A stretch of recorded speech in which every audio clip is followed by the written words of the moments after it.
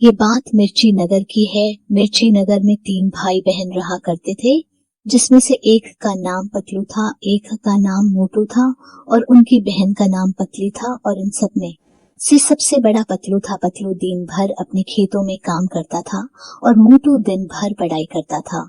और मोटू पढ़ने में बहुत होशियार था। फिर ऐसे ही कुछ दिन भी तो जाते हैं और मोटू की स्कूल की पढ़ाई पूरी हो जाती है।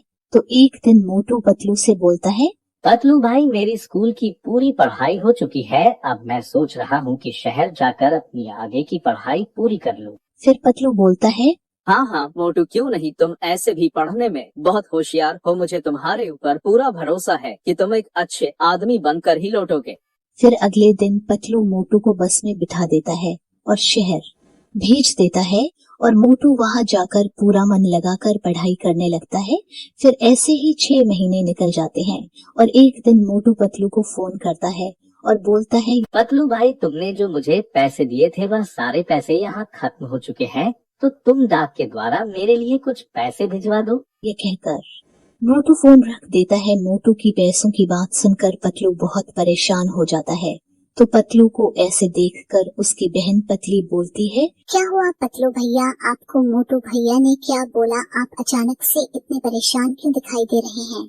फिर पतलू बोलता है, क्या बताऊं यार तुझे बहन, अभी अपने घर की हालत सही नहीं चल रही है। फसल को कटने में भी बहुत टाइम है और मोटू को कुछ पैसों की जरूरत है। तो मैं अब पैसे कहाँ से लाऊं? मुझे तो पहले ही पता था कि मैं मेरे भाई को शहर में नहीं पढ़ा पाऊंगा, लेकिन फिर भी मोटू की इच्छा से मैंने उसे भेज दिया। लेकिन अब पैसे नहीं है तो क्या करूं? पतलू भैया, आप ऐसे परेशान नहीं हो और आप अब ऐसे पीछे नहीं हट सकते हैं, क्योंकि आपको पता है ना मोटू भैया वहाँ कितनी पढ़ाई करके मेहनत कर रहे हैं और कुछ टाइम की बात और है, फिर मोटू भैया एक अच्छी जॉब लग जाएंगे तो अपनी सारी गरीबी दूर हो जाएगी। पतली, मुझे मोटू को पढ़ाने में कोई दिक्कत नहीं है, लेकिन अब पैसे ही नहीं है तो तू ही बता मैं क्या करूं? तो कल सुबह की बस से मोटू के पास जाना और उसे अपने घर के हालात बताना, क्योंकि मैं उसे फोन पर समझाऊंगा तो वो समझेगा नहीं। तू उसे वहाँ ढंग से बैठाकर समझाकर अपने साथ वापस ले आना।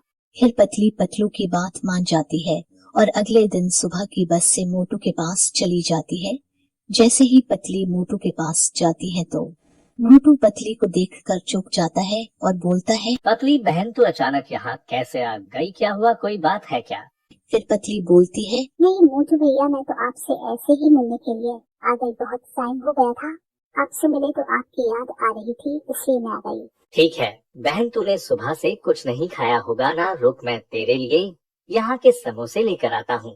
फिर मोटू पतली को समोसे ला कर देता है और पतली समोसे खाती है तो उसे समोसे बहुत अच्छे लगते हैं। तो वह मोटू से बोलती है, भैया ये समोसे तो बहुत ही स्वादिष्ट है। ये बोलकर पतली अपने मन में सोचती है, क्यों ना मैं गांव जाकर ये समोसे बनाकर बेचूं और मोटू भैया के लिए ये जमा करके मोटू भैया की आगे की पढ़ाई जारी रखूं। फिर पतली मोटू से मिलकर अपने घर के लिए बस से निकल जाती है। थोड़ी दूर बस चलने के बाद बस का एक्सीडेंट हो जाता है, जिसमें पतली मर जाती है और पतली एक चुड़ैल बन जाती है।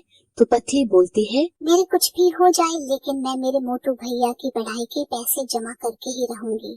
फिर वे चुड़ैल पतली का रूप लेकर अपने घर चली जाती है और अगले दिन से समोसे बेचना चालू कर देती है। धीरे धीरे पतली उनके गांव में समोसे के कारण मशहूर हो जाती है और ऐसा करते करते पतली बहुत सारे पैसे जमा कर लेती है। पतली उन पैसों को पतलू के बेड पर रख देती है और एक चिट्ठी में सारी बात लिख देती है जो भी उसके साथ हुआ, और चिट्ठी को रखकर वहां से पतली हमेशा हमेशा के लिए गायब